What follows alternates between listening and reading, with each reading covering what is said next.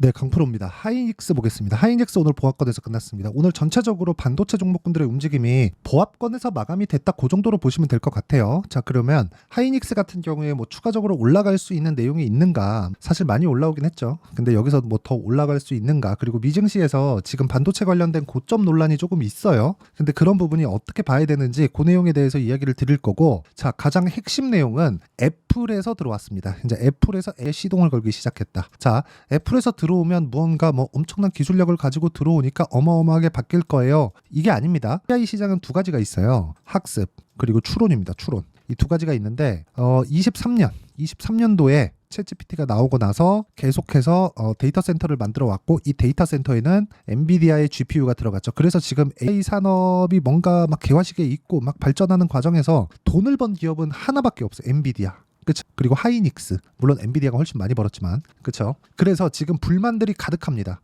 엔비디아에서 이 거의 뭐 못 모르고 가격을 띄우고 있거든요. 급기야 엔비디아 이 칩을 생산해주는 TSMC에서도 약간 조금 볼멘 소리 나오죠. 야, 인간적으로 너네 우리가 만들어주는 건데 우리가 납품하는 가격이 있는데 너네 너무한 거 아니냐, 이런 얘기가 그냥 공공연하게 돌고 있습니다. 그러다 보니까 AI의 아버지라고 불리우죠. 샘 올트먼이 직접적으로 이야기를 합니다. 야, 내가 차라리 그 900조인가 9천조 원인가 그 펀드를 조성해갖고 내가 만들었으면 만들었지, 니네 건 못 쓰겠다, 이 얘기가 나와요. 그런데 여기를 얘기를 할 때 쿠다 이야기가 나옵니다. 쿠다. 엔비디아 쿠다를 못 벗어날걸? 자꾸 이 얘기를 하는데, 지금 엔비디아에서 GPU를 사가는 주요 고객이 마이크로소프트, 뭐 구글, 그쵸? 이런 쪽이에요. 뭐 메타, 이런 쪽입니다.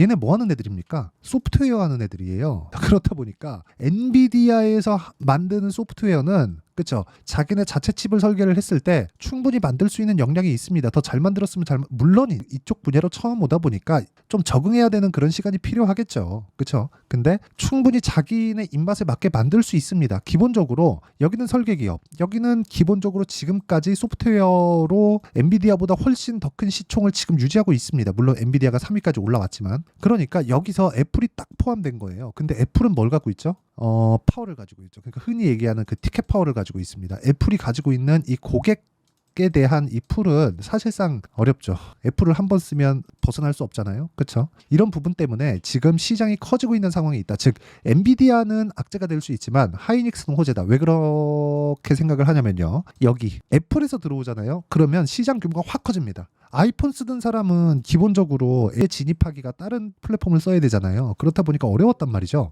그런데 앞으로는 그런 상황이 안 생기는 거예요. 애플에서 직접적으로 하면 당연히 하드웨어 스펙이 올라가야 됩니다. 하드웨어 스펙이 올라가기 위해서 애플에서 하는 건 뭐예요? 엔비디아 거 안 쓰잖아요, 애플은. 그러면 여기서 뭘 해요? 엔비디아 자체 칩을 개발합니다. 그게 뭐예요? 지금 발표한 M4예요. 그렇죠? M4가 실제 나왔습니다. 자, 내용 보시면요. 애플 M4. 자, 이렇게 보시면, 자, 여기 실제 나왔습니다. 애플 최신 M4 탑재, 신형 아이패드 프로 출시. 그쵸? 자, 그러니까 애플은 뒤에서 딱 보고 있다가 어딜 쓸까? 내가 어디로 손잡아 줄까? 그쵸? 거의 뭐 트리거를 만들 수 있는 뭐 그런 거죠. 그래서 애플이 진입한다는 것 자체가 한국 시장에서는 호재다. 엔비디아는 약간 조금 이제 갸우뚱해야 되는 그런 부분이 있어요. 그러면 애플은 여기서도 마진을 극대화시킬 수 있죠. 왜? 데이터 센터 AI에 대한 데이터 센터를 직접 만들지 않았잖아요. 그렇죠? 그러니까 엔비디아 걸 안 사도 됩니다. 그러니까 이쪽을 사용하는데 비용을 지출하는 거지, 그 비용 지출하는 거 말고 뭔가 꾸준하게 업데이트해야 되고 그럴 부분이 없어요. 그리고 최신 칩셋 M4가 나왔는데 여기에는 NPU 부분, 그렇죠? 뉴럴 엔진 부분 여기 나오죠. 초당 38조의 연산 처리가 가능한 뉴럴 엔진을 탑재했다. 가장 강력한 신경망 처리 장치. 이 부분에 대한 내용을 GPU하고 비교해서 앞서기만 하면 되는 거고, 이건 앞설 수 있는 환경이 갖춰져 있는 게 왜 그런지 아십니까? 애플 자체 OS에서 돌아가기 때문에 그렇습니다. 그러면 상대편들, 그렇죠? 이 애플이 선택하는 그쪽도 애플에 맞춰야 되는 거예요. 그러면 당연히 애플에서 해야 되는 건 뭐예요? M4 만들었으면 여기에 맞춰서 메모리 반도체에 대한 수요도 늘어날 수밖에 없겠다. 그러면 하이닉스의 호재가 될 수밖에 없죠. 그렇죠? 그러니까 지금 메모리 반도체가 오히려 갑이 되어가고 있는 그런 상황입니다. 그래서 주가 안 빠지는 거예요. 하지만 최근에 4월 달에 받았었던 조정은 단기간에 많이 올랐고 조정받고 다시 올라가고 또 조정받고 이런 부분에 대한 연속성이 나오고 있다고 보시면 되고, 이런 부분을 내가 잡아내서 매매에 활용하려면 꾸준하게 내가 활용할 수 있는 타점에 대한 이해가 필요하고, 그 타점에 대한 이해를 하려면 제 매매 내역을 보시면 됩니다. 자, 내용 보시면 어떻게 매매합니까? 이쪽 구간에서 매매하죠. 이렇게 보면 뒤쪽이 있으니까 이거 되게 낮아 보일 수도 있는데 여기까지 딱 보잖아요. 어떻습니까? 다 보고 매매합니다. 이런 상황을 만드는 게 중요해요. 이거 말고는 주식시장에서 돈을 벌 수 있는 방법이 없고, 이 내용에 대한 부분을 제가 여기 소통방에서 공유하고 있습니다. 자, 여기 지금 제가 자람 테크놀로지를 보여드렸는데 매수, 매도, 그렇죠? 이런 식으로 매매가 진행이 되고요.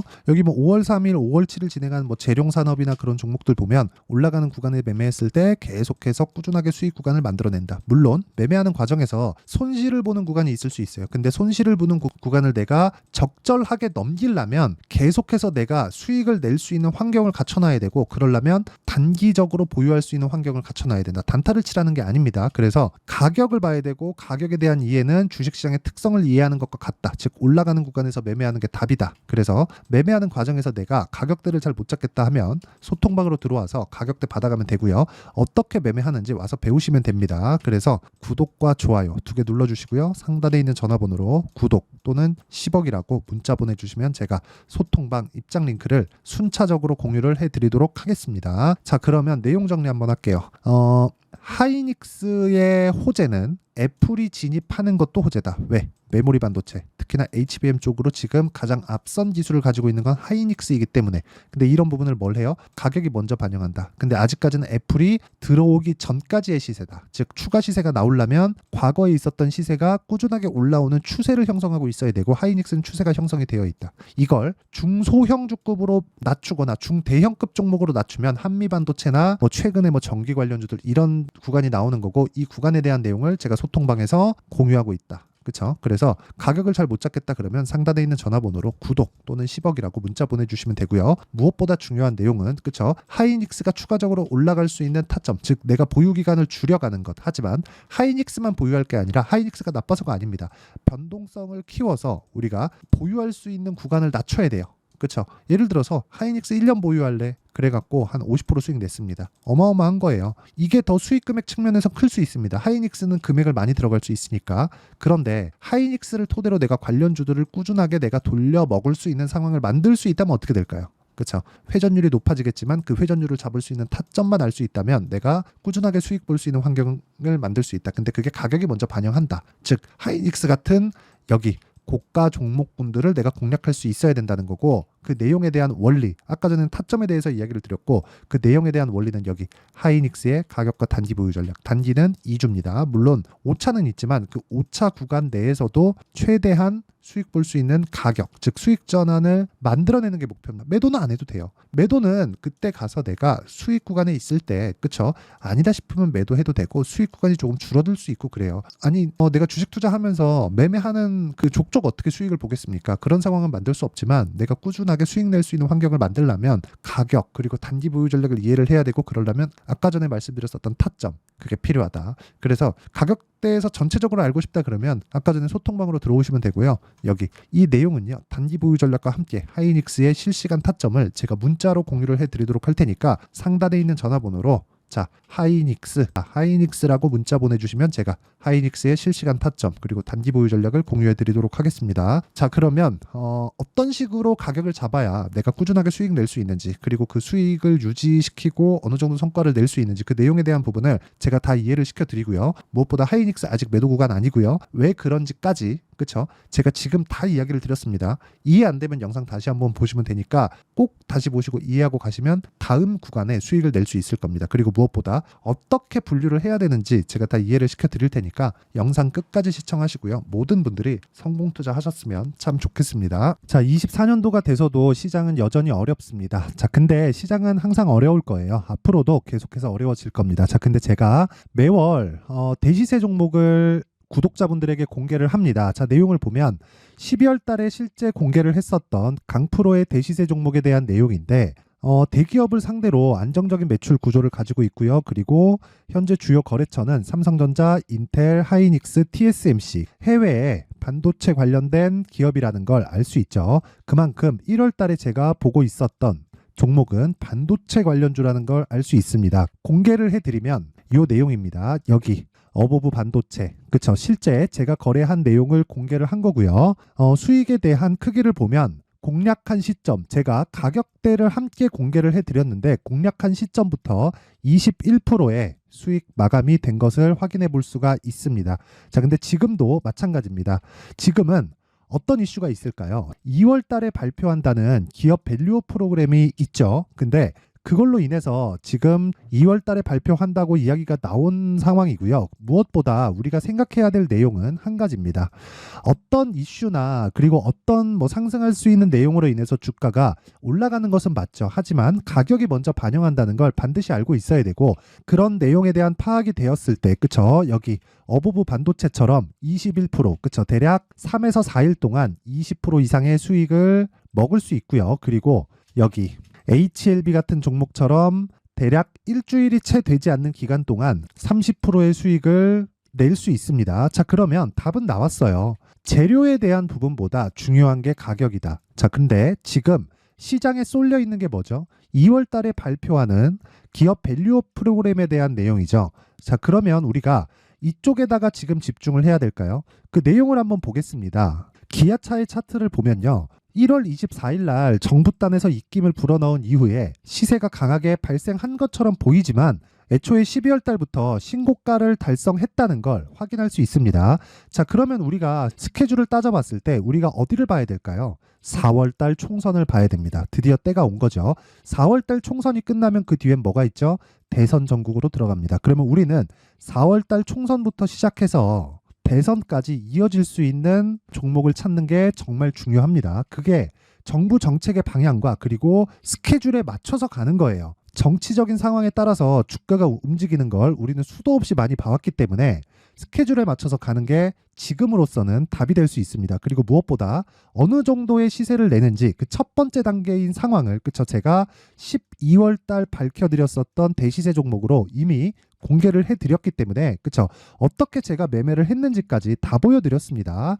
HLB처럼, 그쵸? 31.9% 걸린 시간은 4일밖에 되지 않죠. 이 종목을 제가 가격과 그리고 어떤 종목인지를 애초에 12월 달부터 공개를 한 겁니다. 자, 그러면 지금도 마찬가지예요.